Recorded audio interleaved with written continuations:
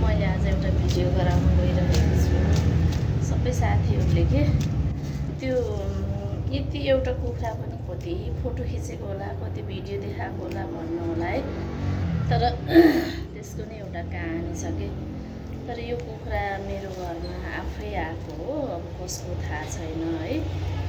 अनि जब मेरो बजै हुनुहुन्थ्यो, मेरो माइतको बजै यति माया गर्नुहुन्थ्यो मलाई। म त बजैसँगै हुर्केकै हो है। अनि जब मेरो बजै बित्नुभयो अनि उहाँ बितेपछि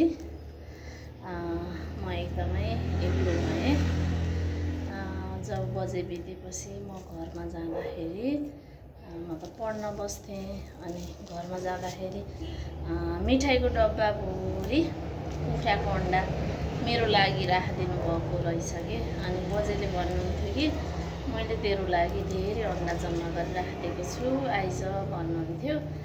अनि म चाहिँ जान नपाउने। अनि त्यस कारणले मैले त्यो कुराहरू कहिले पनि भुल्न सक्दिनँ। मेरो जिन्दगीमा मेरो लागि बजेले यति धेरै अन्डा जम्मा गरिदिएको कुराहरू मैले सम्झिरहेको थिएँ कि। अनि यो कुखुरा एकैचोटि मेरो घरमा आयो, कसको थाहा छैन।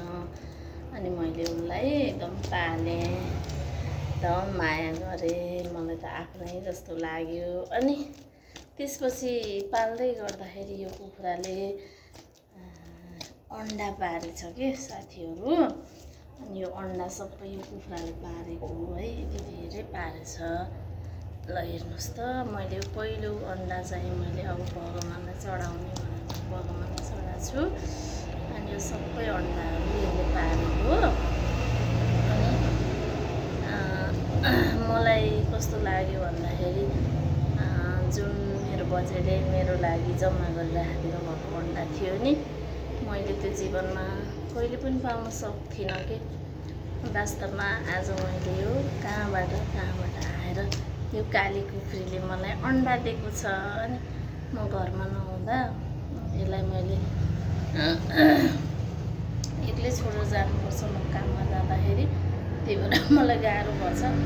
त्यस कारण मैले यो कुखुरीलाई मैले कसैलाई दिने निर्णय गरेको छु। मलाई एकदम माया लाग्छ।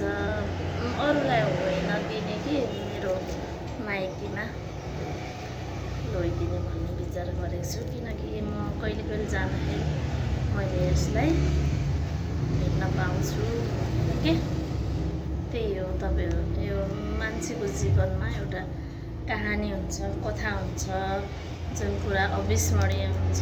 त्यही कुराहरू दोहोरिँदा फेरि पुरानो कुराहरूको याद आउँछ रहेछ। त्यही हो, मैले यो काली कुखुरीलाई एकदम धेरै माया गर्छु। है काली, हो कि होइन? यो कुखुरा मेरो लागि अहिले यति साथी भएको छ है। मलाई एकदम धेरै साथी भएको छ। म ड्युटीमा जाँदाखेरि यसलाई मैले एक्लै छोडेर जान्छु। अनि बेलुकी आएपछि मैले यसलाई सबै कुराहरू हेरविचार गर्ने गरेको छु। त्यही हो मेरो काली कुखुराको कहानी। यो चाहिँ मैले किनेर ल्याएको होइन कि, यो आफै कसको कुखुरा एक्कासी मेरो घरमा आएको हो। त्यही हो कुरा।